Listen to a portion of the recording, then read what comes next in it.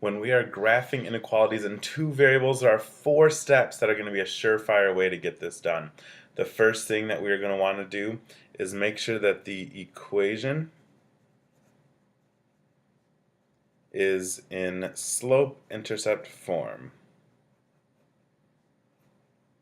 What's slope-intercept form? We remember y equals mx plus b. So that's kind of like a precursor step, but make sure your equation's in slope-intercept form. If it's not, put it in slope-intercept form, because that's probably the easiest way that we have to graph. The second step is going to be to graph our boundary line. B-O-U-N-D, that looks awful. B-O-U-N-D-A-R-Y, line. Now, if we are involving less thans or greater thans, we're going to have a dotted line, meaning that as we graph, we're going to go like that and have a nice dotted line. If we have less than or equal to or greater than or equal to, we're going to have a solid line.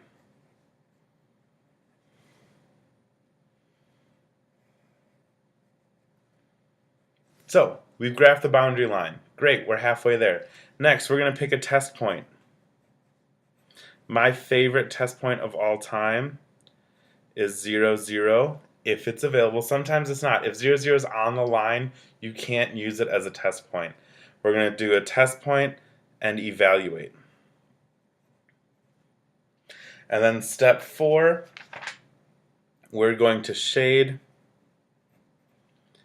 in the direction of the solution.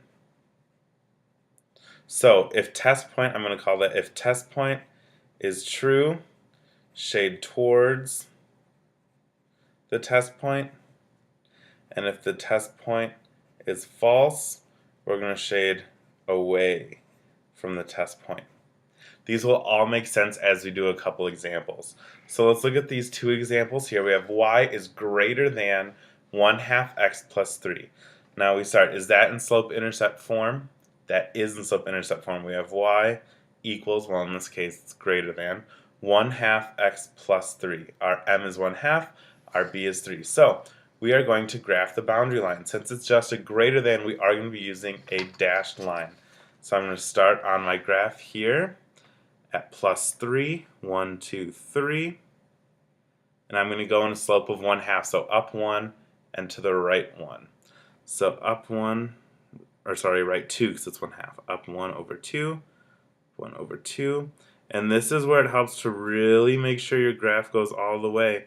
And I'm even going to plot my points all the way. Yes, it seems tedious, but it really helps when now that since it is a oops, I did these dots wrong. Come on, Mr. Walls. That looks like it has a much more consistent slope. Then when I have this up, I can easily line it up and make a dashed line all the way across. I'm going to label this that I'm graphing y is greater than 1/2 x plus 3. So I did that. I graphed the boundary line. It is a dashed line. We can see that it is a dashed line. I'm going to pick a test point. I'm going to pick 0, 0. And I'm going to plug that in. So 0 greater than 1/2 times 0 plus 3 and evaluate that. So I get 0 is greater than or equal to 3. Is 0 greater than or equal to 3?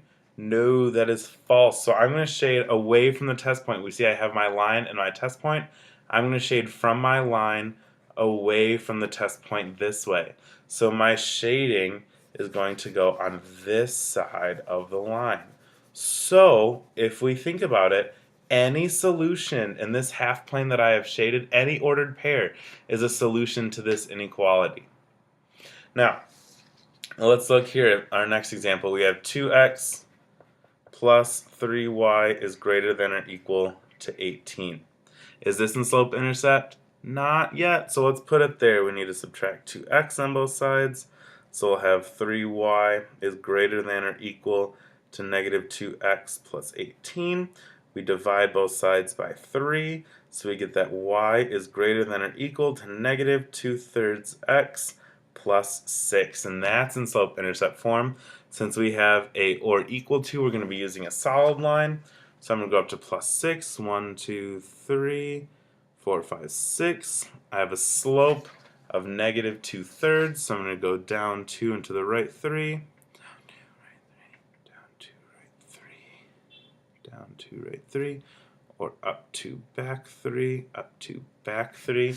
And or equal to means I'm going to have a solid line. So I have graphed my boundary. And now you can see I have graphed my boundary line. This is also known as y is greater than or equal to negative 2/3 x plus 6. Now I'm going to take a test point. Again, my favorite is 0, 0, and since it's not on the line, I can use it. So I'll plug it in 0 greater than or equal to negative 2/3 times 0 plus 6, also known as 0 is greater than or equal to 6. Is that true or false? That is false. So I'm going to take my line. I know where my test point is, and that's false. So that's not a solution. And I'm going to shade away from that again. So I'm going to shade up in this half plane right here. In the event that I had an example that I worked out and it would have been true, if this was true, I would have then come and worked towards the test point. I would have worked toward the test point if it was true. Now, on our practice problems, we are on page, oh shoot, let's see, what page did I do?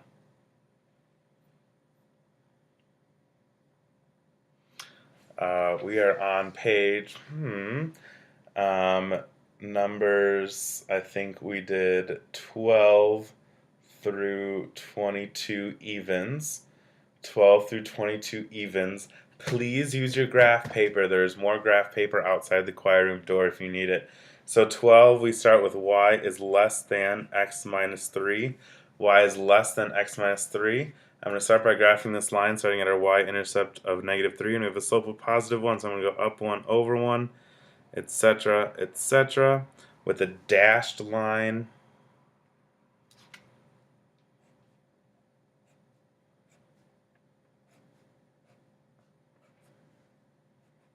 I'm going to pick a test point. I'm going to use 0, 0. So we have 0 is less than negative 3.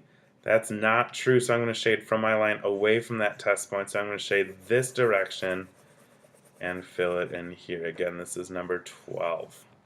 All right, have fun.